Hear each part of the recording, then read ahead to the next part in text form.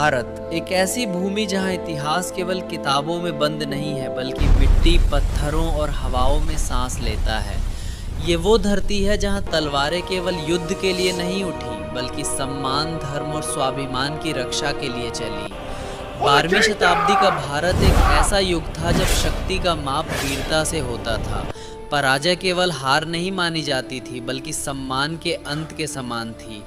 इसी काल में एक ऐसा युद्ध लड़ा गया जिसने आने वाले कई सौ वर्षों के इतिहास को दिशा दे दी। ये कहानी है तराइन के प्रथम युद्ध की।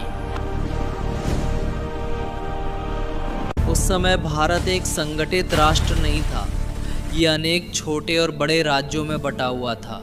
हर राज्य का अपना राजा था, अपनी सेना थी और अपने नियम थे। स्वतंत्रता तो थी लेकिन एकता नहीं थी।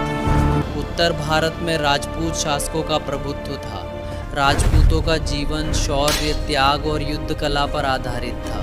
वे अपने सम्मान के लिए प्राण देने से भी पीछे नहीं हटते थे। लेकिन यही स्वाभिमान कई बार सामूहिक रणनीति की कमी बन जाता था और यही कमजोरी भविष्य में भारी पड़ने वाली थी।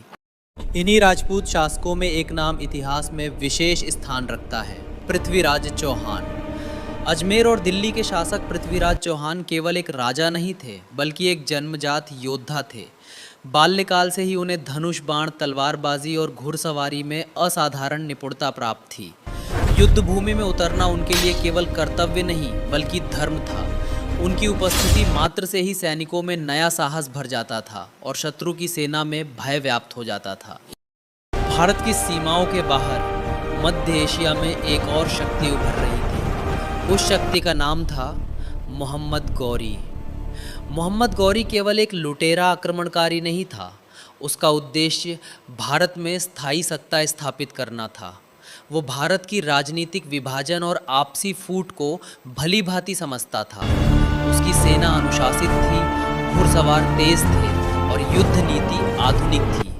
यही कारण था कि वो भारत की सीमाओं के लिए एक गंभीर खतरा बनता जा रहा था। 1191 ईस्वी में मोहम्मद गौरी ने भारत में प्रवेश किया और भटिंडा के किले पर आक्रमण कर दिया। ये आक्रमण केवल एक सैन्य कार्रवाई नहीं थी बल्कि ये पृथ्वीराज चौहान के सम्मान को खुली चुनौती थी। भटिंडा का किला घिरते ही पूरे उत्तर भारत में संदेश फैल गया। ये स्पष्ट हो चुका था कि अब युद्ध टाला नहीं जा सकता। ये लड़ाई केवल भूमि के लिए नहीं बल्कि प्रभुत्व और सम्मान के लिए होने वाली थी। पृथ्वीराज चौहान ने सभी राजपूत शासकों को युद्ध का संदेश भेजा। ये युद्ध किसी एक राज्य के लिए नहीं था बल्कि पूरे राजपूत सम्मान के लिए था। हजारों